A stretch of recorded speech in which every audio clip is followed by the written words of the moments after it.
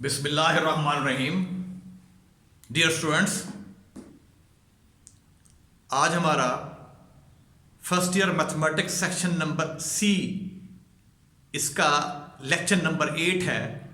और इस लेक्चर के अंदर हम नया चैप्टर स्टार्ट करेंगे और चैप्टर का नाम है हमारे पास सीक्वेंसेस एंड सीरीज। चैप्टर का नाम क्या है? Sequences and series. सीक्वेंसेस जो है वो सीक्वेंस की जमा है, ठीक है जी। और सीरीज ये क्या है?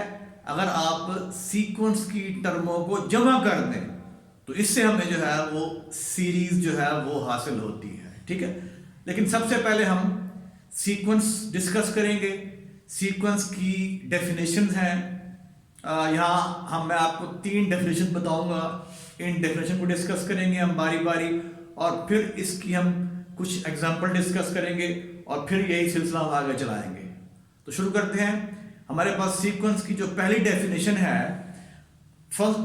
इससे फर्स्ट जो मैथमेटिशियन यूं भी डिफाइन करते हैं कि sequence is a function. Sequence function है जिसकी डोमेन जो है whose domain is a subset of natural number। यानी सीक्वेंस जो है वो फंक्शन है। हम जानते हैं जैसे हमारे पास फंक्शन के अंदर एक डोमेन होती है और एक रेंज होती है, ठीक है। तो कह रहा है सीक्वेंस ऐसा फंक्शन है जिसकी जो डोमेन है वो सबसेट ऑफ नेचुरल नंबर, ठीक है जी। फिर इसी की एक और डेफिनेशन है सीक्वेंस की। A sequence is a special type of function, यानी मखसूस किस्म का ये स्पेशल टाइप का फंक्शन है from a subset of n to r और c। इससे मुराद ये है कि इसके अंदर जो डोमेन होगी वो सबसेट ऑफ n होगी, यानी नेचुरल नंबर की सबसेट होगी, और इसकी जो रेंज होगी उसका ताल्लुक किससे होगा? r से होगा, यानी सेट ऑफ रियल नंबर से होगा, या फिर सेट ऑफ कॉम्प्लेक्स नंबर से होगा। तो ये इसकी दूसरी डेफिनेशन है। इसको मैं दोबारा रिपीट करता हूँ सेकंड डेफिनेशन को। A sequence is a special type of function, यानी एक मखसूस स्पेशल किस्म का ये फंक्शन है। इसके अंदर जो हमारे पास डोमेन होगी वो सबसेट ऑफ नेचुरल नंबर, या नेचुरल नंबर का सेट भी कह सकते हैं इसको हम, ठीक है जी। और जो इसकी जो रेंज है वो क्या होगी? वो सेट ऑफ रियल नंबर होगी या होगी सेट ऑफ कॉम्प्लेक्स नंबर। तो ये हमारे पास दूसरी डेफिनेशन है। अब इसकी एक और सिंपल कॉमन डेफिनेशन जो हम आमतौर पर बच्चों को समझाने के लिए है वो अभी इसको स्टेट करते हैं, इसको डिफाइन करते हैं।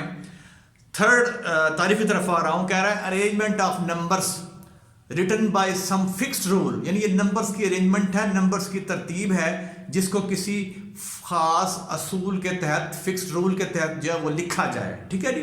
तो ये 3 डेफिनेशन है हमारे पास किसकी? सीक्वेंस की, ठीक है। तो तीसरी जो है वो उसमें आप बहुत इजी आप उसको इजीली उसको पिक कर रहे होंगे।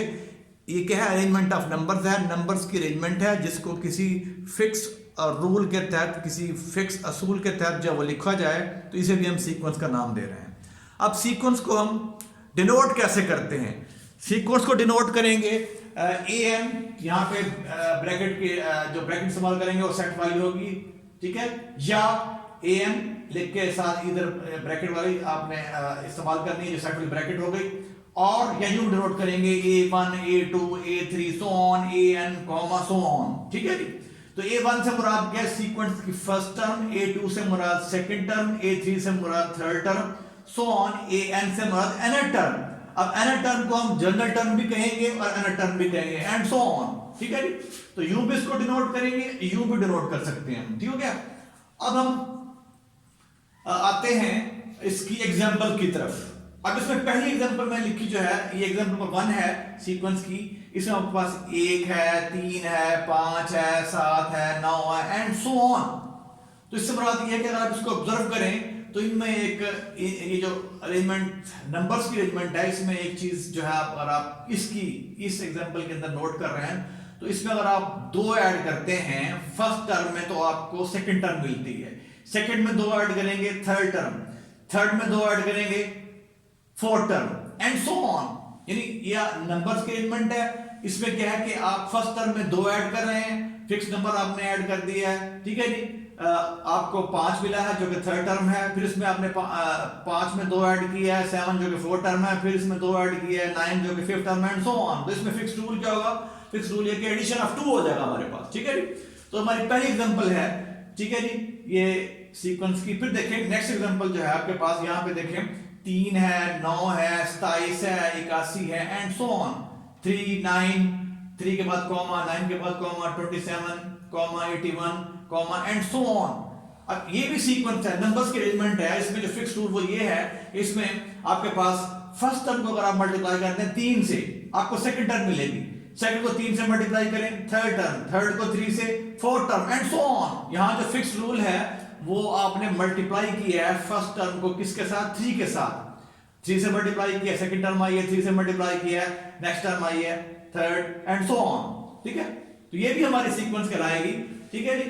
अब हम चलते हैं नेक्स्ट। अब हमारी एग्जांपल नंबर 3 है 1 1/2 1/3 1/4 and so on. This is also a sequence. क्यों?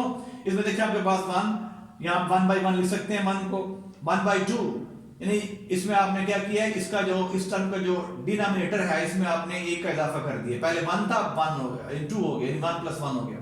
अब यहाँ पे 2 था, यहाँ पे क्या हो गया? 3 हो गया, यानी 1 का इजाफा कर दिया आपने। यहाँ पे 3 था, यहाँ पे क्या हो गया?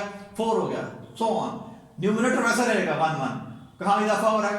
इन द डिनोमिनेटर, ठीक है जी। तो ये 1 1/2 1/3 1/4 1/5 and so on. This is also a sequence.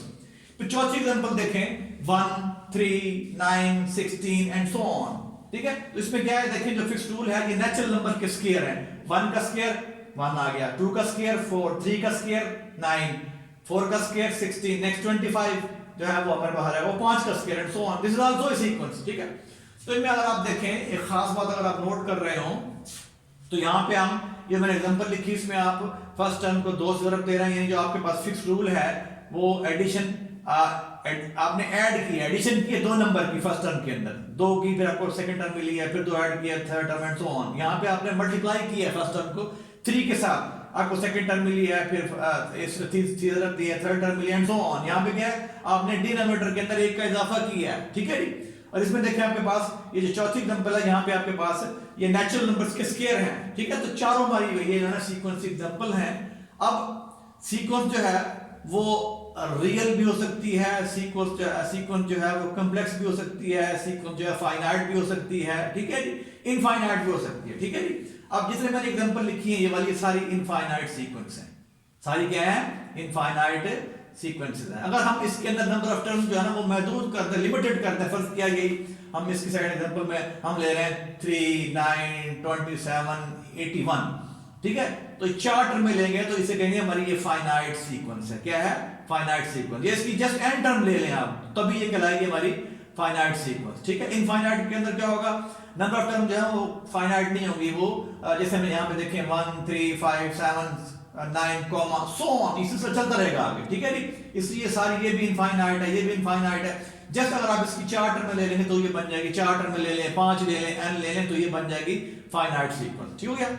फिर अगर आप इसमें एक बात और नोट करें कि अगर इस जो सीक्वेंस की टर्म में अगर आपके पास रियल नंबर्स आ रहे हैं, जैसे हमारे पास यहाँ पे रियल नंबर है, ये भी रियल नंबर है, ये भी रियल नंबर है, तो ये सारी हमारी जो है ना ये कहलाएंगी रियल सीक्वेंसेस, रियल सीक्वेंस। यानी अगर आपके पास सीक्वेंस की तमाम टर्में, किसी एक सीक्वेंस, कोई एक सीक्वेंस जो ले लें आप, उसकी तमाम टर्मों का ताल्लुक किससे हो?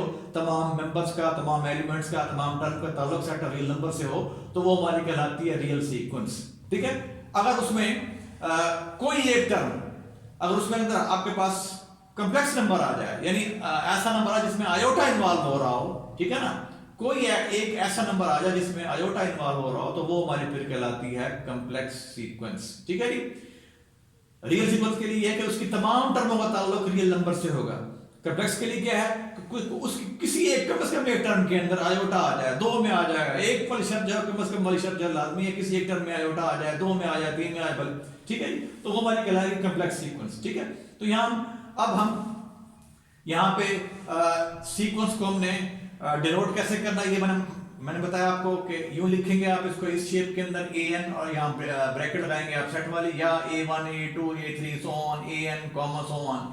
an कहते हैं दिस इज जनरल टर्म, ठीक है जी, जनरल टर्म और nth term of the sequence. अगर आपको जनरल टर्म मालूम है, फर्ज किया हमारे पास किसी सीक्वेंस की जनरल टर्म जो है वो बराबर है नफी 1 की पावर n, ठीक है जी।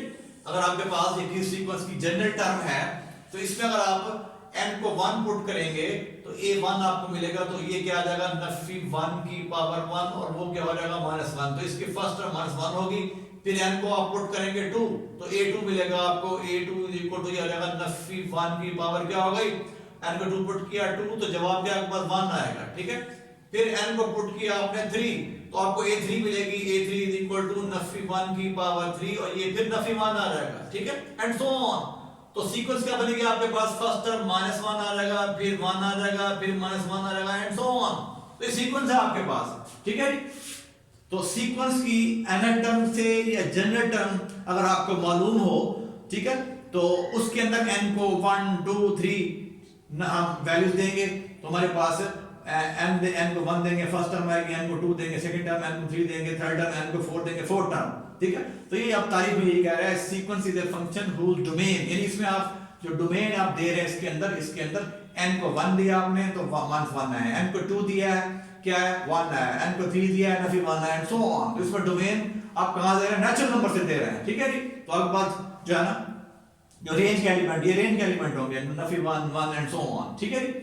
तो ये हमारे रेंज के एलिमेंट कहलाएंगे, इनका ताल्लुक r से है, ये रियल नंबर है। तो इसको आप यूं भी इस डेफिनेशन को यूं भी इधर से भी आप अंडरस्टैंड कर सकते हैं, ठीक है।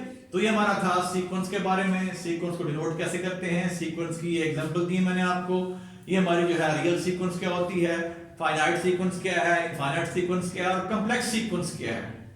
क्लियर हो गया ये। अब हम ये सिलसिला आगे चलाते हैं। अब अगर आपको किसी भी सीक्वेंस की जनरल टर्म मालूम हो तो जनरल टर्म को यूज करते हुए हम उस सीक्वेंस की बाकी तमाम टर्में जो है वो लिख सकते हैं। कैसे, उसमें n को 1 पुट करेंगे फर्स्ट टर्म आएगी, n को 2 पुट करेंगे सेकंड टर्म आएगी, n को 3 पुट करेंगे थर्ड टर्म आएगी एंड सो ऑन। क्लियर हो गया ये। अब उसके बाद फिर हम डिस्कस करेंगे सीक्वेंस की जो टाइप्स हैं। अब सीक्वेंस की जो है वो 3 टाइप्स हैं, इनको नेक्स्ट हम डिस्कस करेंगे। पहली जो टाइप है उसे कहते हैं अरिथमेटिक सीक्वेंस या कहते हैं अरिथमेटिक प्रोग्रेशन। जो सेकंड है इसे कहते हैं ज्योमेट्रिक सीक्वेंस या कहेंगे ज्योमेट्रिक प्रोग्रेशन। और जो थर्ड है इसे कहेंगे हार्मोनिक सीक्वेंस और हार्मोनिक प्रोग्रेशन, ठीक है। यहां एक बात नोट करने की है कि सीक्वेंस बाज़ औक़ात हम सीक्वेंस को प्रोग्रेशन भी कहते हैं, ठीक है जी।